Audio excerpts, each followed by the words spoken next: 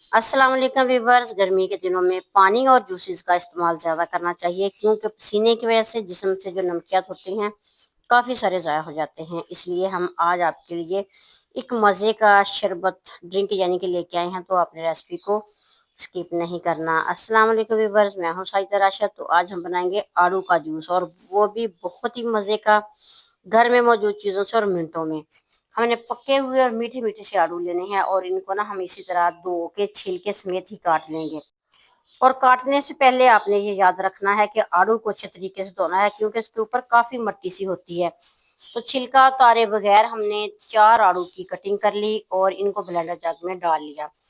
तो जितना आप इसको मीठा करना चाहें उतनी इसमें चीनी शामिल कर सकते हैं। थोड़ा सा सफेद नमक डालेंगे, थोड़ा सा काला नमक शामिल करेंगे और एक बड़े वाला गिलास भर के पानी इसमें डाल देंगे। तकरीबन 1 लीटर के बराबर पानी होना चाहिए।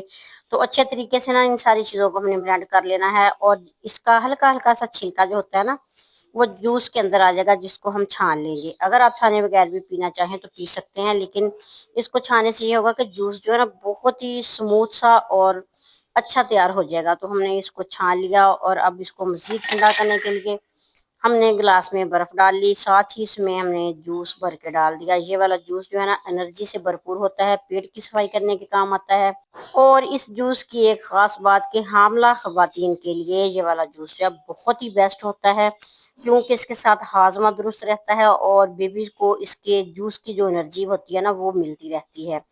ये एनर्जी से भरपूर जूस की रेसिपी आप एक बार ज़रूर बनाइएगा। वीडियो अच्छी लगे तो प्यारा सा कमेंट कीजिएगा। नेक दुआ नेक तमन्नाओं के साथ अल्लाह ताला आपको हमारे रिज़्क़ में इज़ाफ़ा करे, और मेरी दिली दुआ है कि अल्लाह ताला आप सबको अपनी हिफ्ज़ में रखे और बहुत सी ढेरों खुशियाँ देखना नसीब करे। आमीन।